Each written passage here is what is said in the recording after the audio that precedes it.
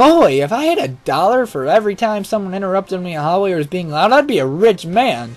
I mean, I still have some money already, but still, I'll be a richer man. Anyways, hello everyone, and welcome back to another Pokemon Black and White Narrated Wi-Fi battle. My name is Jacob, as always. I know, it's been like 3 weeks since the latest Wi-Fi battles have been uploaded. I do apologize for that, but college has really hit me hard, and by college, I mean motivation issues and procrastination issues.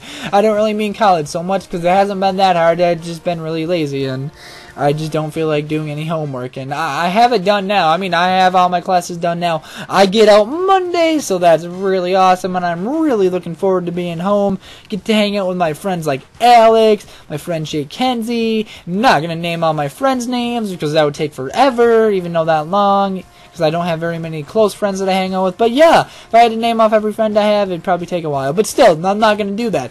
Yes, but Gold and Silver will be started up on Tuesday, get home Monday.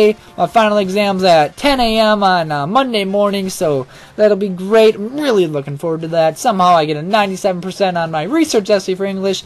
I really don't think I deserve that grade, but apparently my English teacher likes me and liked something I did, so I'm just going to not complain about it, shall we? Yeah, I'm not really going to complain too much, because that kind of sucks. Anyways, today, enough of my rambling already. Let's get to the battle, Jacob. We have a very fun UU game versus the user of KwandaoRen66, Eric, or Elo. I'm sure many of you guys have heard of him already, if you guys are not new to the competitive battling site. If not, his link will be down in the description, so I highly suggest checking him out. Along with Smoggin, that's where you learn mostly everything about competitive battling, so check them out too, so that'll be down in the description as well. Let's get started now, shall we?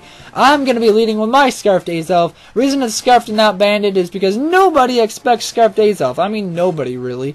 And I'm going to go for that U-turn, post his Zen headbutt. I mean, I could have easily OHKO'd the Roserade, obviously, but I didn't really want to risk it. He could have easily went into that Weavile of his that's immune to it, and then Pursuit trapped my Azelf, which I don't want to lose my Azelf this early in the match. So U-turn obviously is the best option in that scenario. And now this thing is, this Arcanine can kill my team, because I don't really have anything that wants to take it on one-on-one. So I'm just going to go into my Raikou and do a significant chunk with that Thunderbolt. Even though Flare Blitz is obviously going to take me out, even if he's not banded. I mean, Life Orb would obviously take Raikou out, because it's not very bulky as it is. I mean, it's got pretty good special defense, but its physical defense isn't something to brag about. And so what do you do on a double down? You go into your Scarfer, right? Well, I'm going to go into my Choice Specs, Rotom Heat, and go for that trick, because I saw that he doesn't have very many things on his team that are going to appreciate the Choice Specs, so that's why I went for the trick, and he's got that Specs on his Sandslash, which pretty much cripples it. It really couldn't have done a whole lot of damage to my Rotom Heat anyway, because considering I have Levitate and Earthquake, unless he carries the Stone Edge, which I guess is, I don't know, would you say uncommon for Stone Edge to have on Sandslash? Because usually moveset's Toxic, Rapid Spin, Stealth Rock, Earthquake, so usually the moveset. But I saw it as a perfect opportunity, as he's just probably going to leave the Sandslash in to die.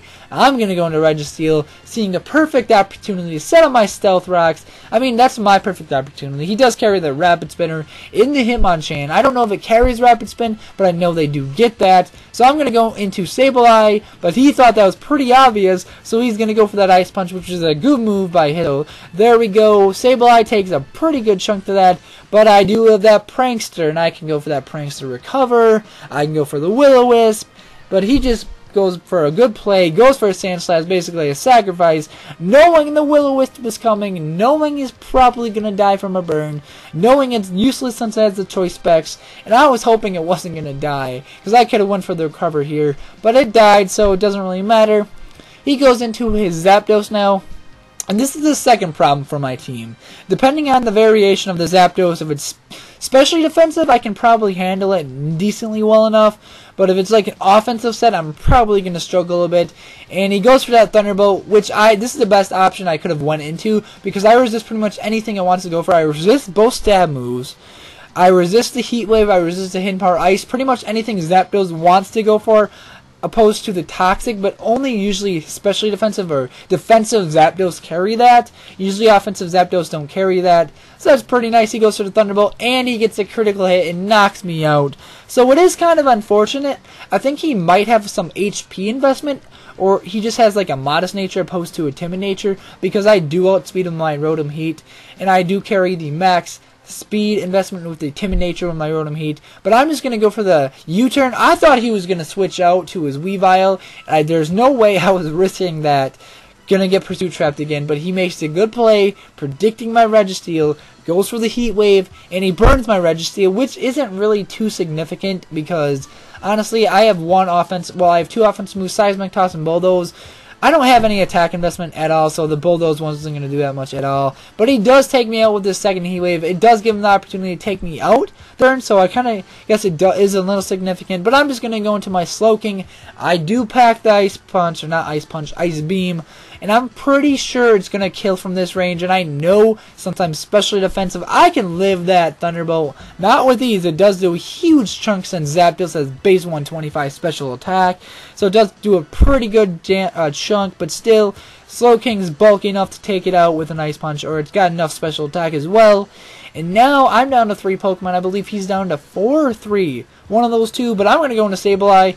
And I'm lucky he did. Well, I'm lucky I survived, basically, is what it came down to. What I need to do, it is Life Orb. In all reality, I could basically recover style him, but I'm not planning on recover styling him. Basically, is what I want to do is I want to go for recover so I can live 2 Thunder Punches with the Will-O-Wisp, because I'm going to go for Will-O-Wisp next turn, and I'm pretty darn sure with the leftovers recovery, I can take a burned Thunder or Ice Punch from this Hitmonchan. I'm lucky he doesn't carry the Fire Punch, because he could have gotten the burn on Sableye, and that really would have screwed me over if he had a status on this. But he gets the Freeze Hacks on me, which I'm like, wow, at least I have this Hitmonchan burn now, right? Right? Yeah, right. But still, Slowking probably could have knocked it out easily enough, like, after this, even if Sableye would have died. So it's really not too big of a deal, because Sableye really doesn't come into play too much anymore. I mean, I'm not going to recover style him anymore, since he does carry the Life Orb. I can easily go for the Nightshade right after the recover. I don't really need to recover style him. I mean, I could. I didn't really need to in the match, though, because what I was planning, at this point, I don't think he knew that my Azelf was scarfed yet, so he thinks his Weavile can outspeed me, so that's pretty nice. He's down to 2 guys, I'm down to 3. Basically, I'm just going to sacrifice my Sableye here, make him get the special defense, or special attack drop by 2, knowing my Slowking might be able to outspeed. But what I'm going to do is I'm just going to go for the U-turn, just in case he wants to switch into his Weavile. But he knew I had U-turn, so he's not going to switch into his Weavile at this point yet. And it does do over half to that Roserade. So basically, I'm going to let my Slowking die. I really don't need it too much. I think I might be able to survive 1 Leaf Storm since I'm specially defensive, and he does have a lowered special attack right now, but still, I do survive on the nip of things, but it doesn't really matter because I'm just going to let that thing die at this point.